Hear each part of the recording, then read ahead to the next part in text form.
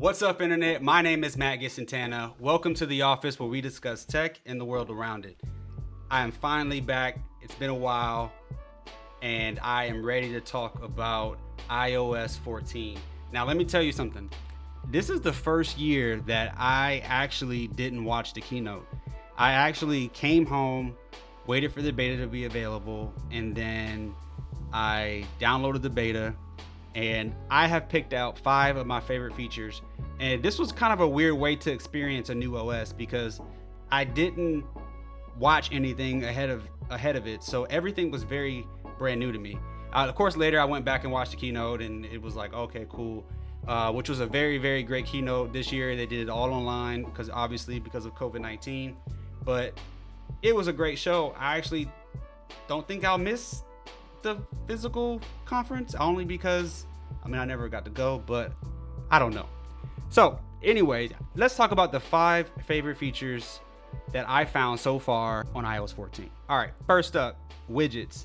So the very first thing that I noticed when I logged in after the update is widgets. I swiped to the left often where I look at like the widgets that I used to have on that screen. That's something that I actually use quite frequently. Like I would have my shortcut toggles, I would have my deliveries app, I would have my schedule, I would have some other things, weather, things like that. So actually being able to take those widgets and now place them onto the main home screen is so great, because now I can really organize my home screen the way I want to. And we all have seen this before on another mobile platform, but Apple is finally doing it, and it actually works very well. I found that the widgets sometimes have issues updating. Obviously, this is a beta, so it's going to get better. But other than that, it's been really, really solid. The actual moving things around now is much easier than it was before. It's like when you press and hold on the screen and then you have the opportunity to delete apps or move things around. It happens in a much more responsive way than it did in previous versions of iOS. I actually like it. The next thing that makes your home screen much easier to manage is the new app drawer. And this is amazing because it's really like their version of Android app drawer, but it's really called the app library. And I think that is pretty crazy that people are having so many apps on their phone. I know me personally, I have about 100, but I have a lot of apps on my phone. And what I ended up doing, and I think what a lot of users ended up doing, is just taking those icons and throwing them all into 5 to 6 different folders. And Apple has actually learned from that behavior, and they're now creating something called an app library. So essentially all of your apps live in a library, and you can literally bring them out of the library and onto your home screen.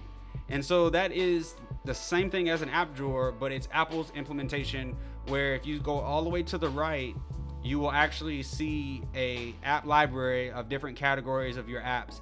And what I find the most useful is the Siri suggested app category. That makes it very easy for when you want to get to your most recent app and maybe you don't have it on your home screen. Maybe it's something that you went into your library to use. It will actually start to learn when you need that app and start to suggest it because of the location or whatever data that it's collecting from you. It will start to suggest apps, and I've found that works pretty well. There's been times where I will go into like an app like StockX, and then I'll go into it once a day. But there's been times where I've actually needed the app, and it was an app that I don't use often, and I've actually gone to the right and it was there.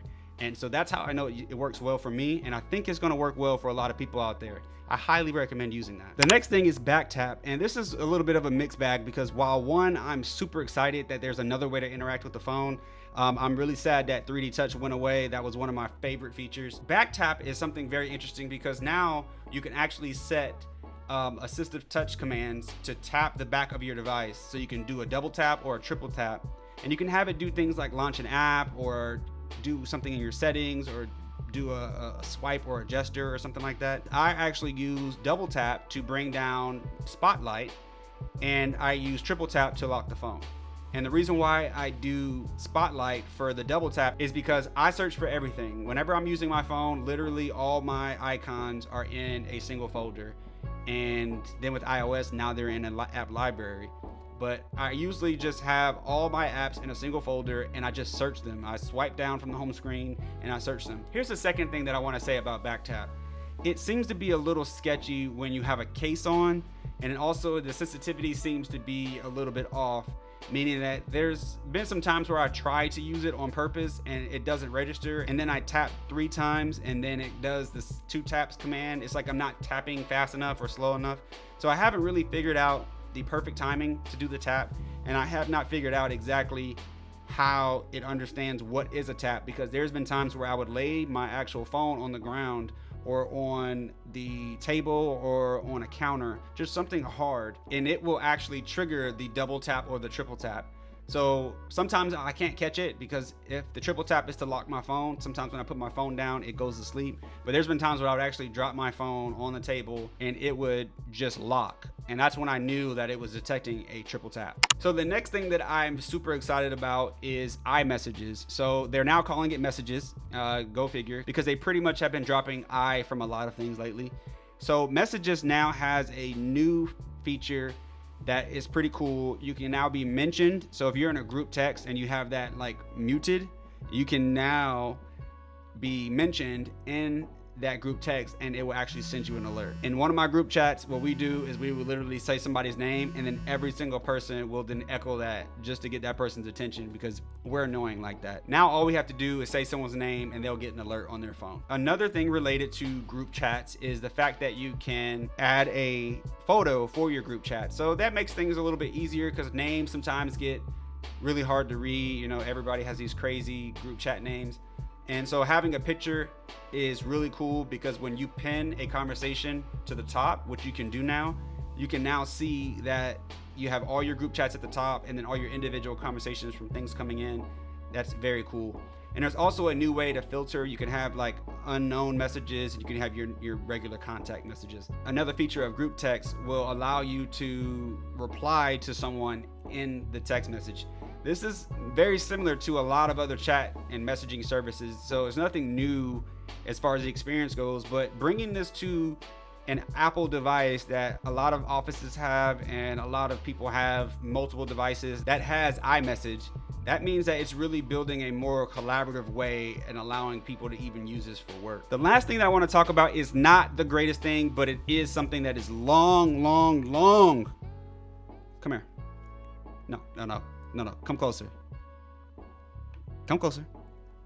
Long overdue. I can't believe the iPhone finally has picture-in-picture. Picture-in-picture finally coming to the iPhone is like when the iPhone finally got landscape keyboard. That's how old this is.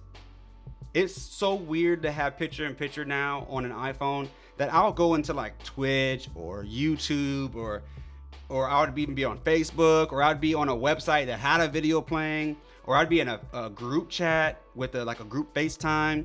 Either way, I'm watching video on my phone and I will swipe home and the video just stays on my screen. It's freaking crazy.